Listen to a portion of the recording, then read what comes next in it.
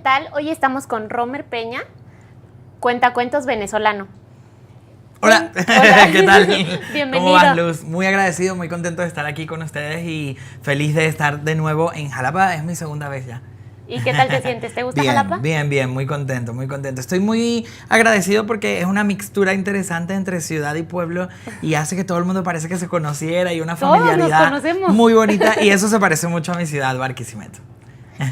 Bueno, mira, yo en primer lugar quiero preguntarte, ¿el cuentacuentos nace o se hace? Uf, qué pregunta tan difícil esa, ¿no?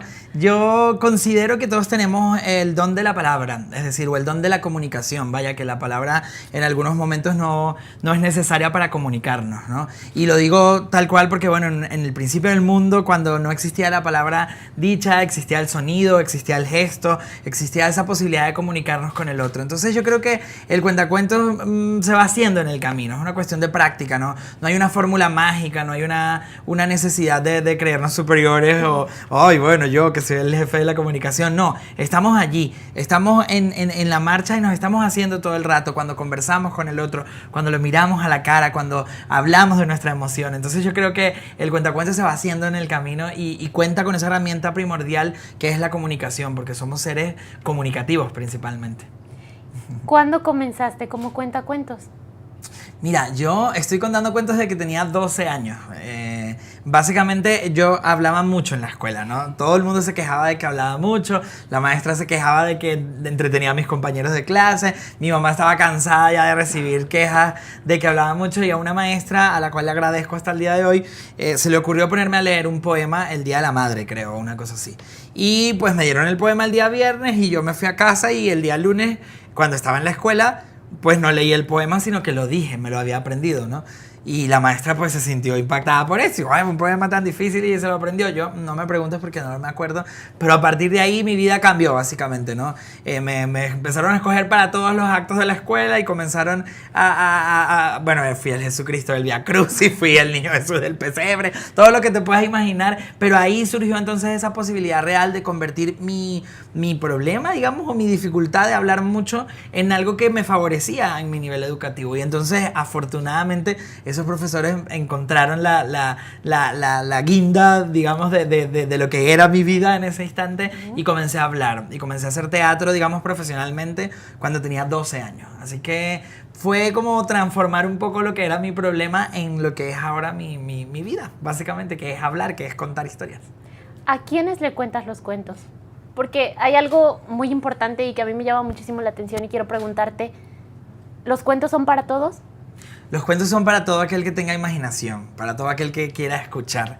Yo creo que los cuentos tienen esa posibilidad de hacernos viajar y de llegar a mundos maravillosos, de emocionarnos, de conmovernos.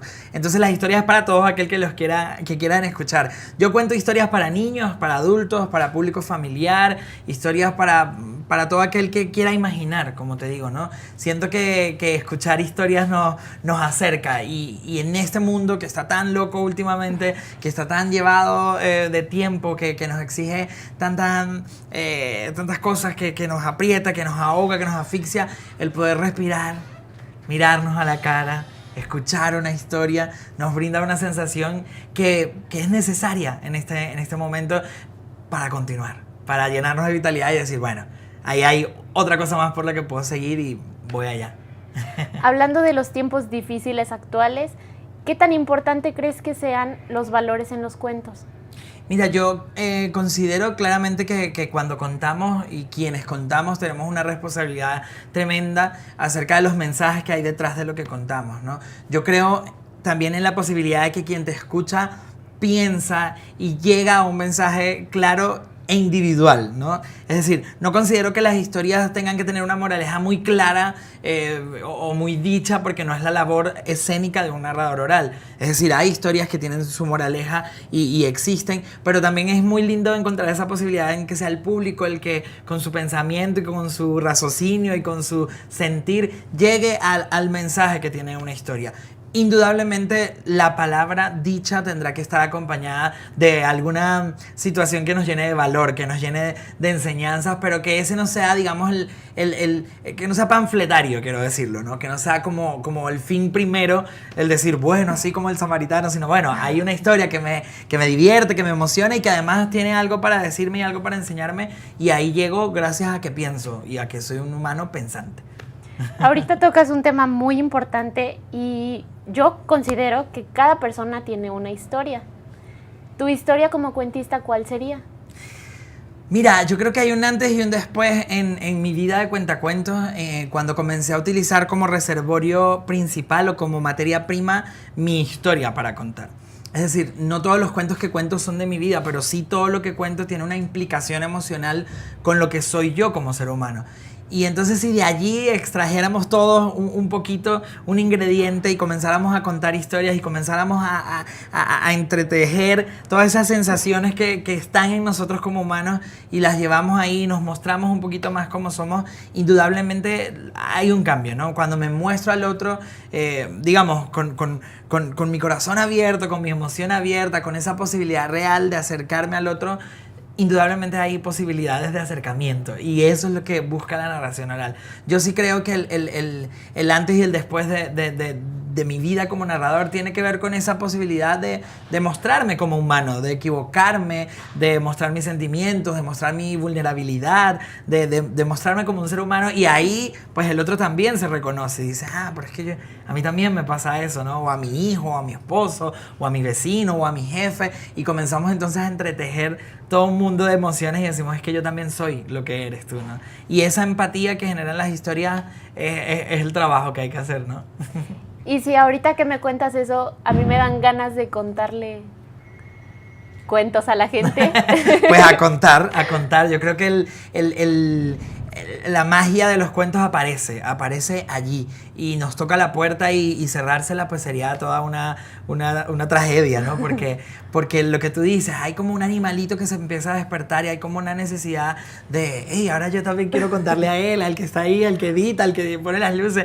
Es decir, todos tenemos algo que contar y de eso precisamente habla lo que voy haciendo, ¿no? Todos tenemos, y va muy conectado con tu pregunta inicial, es decir, no nacemos, nos hacemos, ¿no? Y el contar cuentos y el contar historias nos lleva a eso, a esa cosa primaria de encontrarnos, de mirarnos y de reconocernos en el otro, ¿no?